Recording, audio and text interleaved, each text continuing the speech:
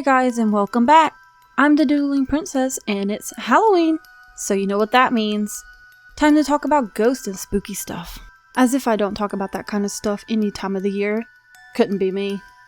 Anyways, for this story we're going back to my childhood home. And a little warning, this one's kinda sad for me. This one is about my dad. My dad got sick and died on Thanksgiving when I was in high school, not long after losing him, and I heard our back door slam. I thought my mom was home early, so I looked out to our driveway and I saw nothing. So my next thought was that somebody was in my house, and somehow our alarm didn't get triggered. So I go to look to see what the noise was. I checked all the rooms, all the windows, all the doors. Windows and doors, all were still locked and untouched. The rooms were all clear as well. There was nothing. The next day, the same thing happened, but this time I could hear and feel footsteps walking from the back door to the bathroom, which was between mine and my parents' bedrooms. Both my parents had loud footsteps, and when they would come home, you could hear them walking through the house. And the door and the footsteps were how I knew they were home. Even if I was listening to music, I could feel the door open and close and feel the footsteps going through the house. So once again, I looked out to see if my mom was home. She was not. I think the third time that this happened was when I noticed something. Every time this happened, it would be around the time that my dad would have been coming home from work. And the path that the footsteps were taking was the same path he usually took through the house when he came home from work. This kept happening, and it got to a point that when I heard the door, I would pick up my feet because I didn't want to feel the footsteps anymore.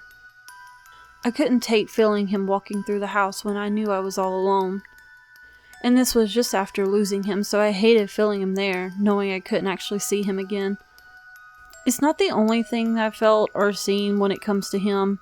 He clearly wanted me to know he was still around, but this was the one that truly got me.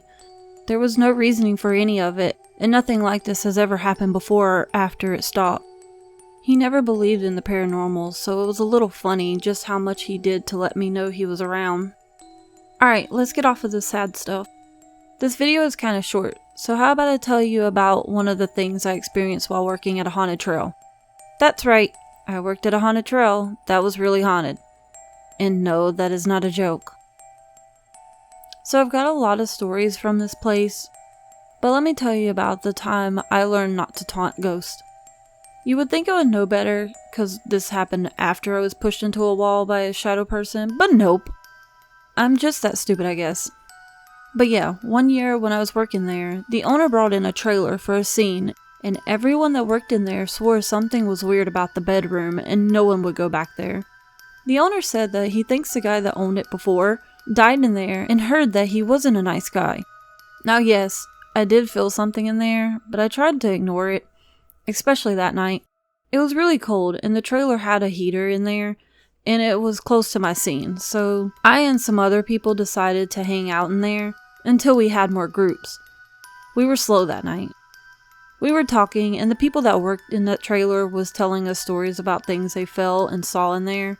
I don't remember what was said, but I remember just going, ooh. And right after I said that, a clock flew off the wall and into the wall across from it. No one was moving or near it at the time. It just went flying all on its own. Needless to say, we all ran for the door at the same time, piling up on top of each other, trying to get out.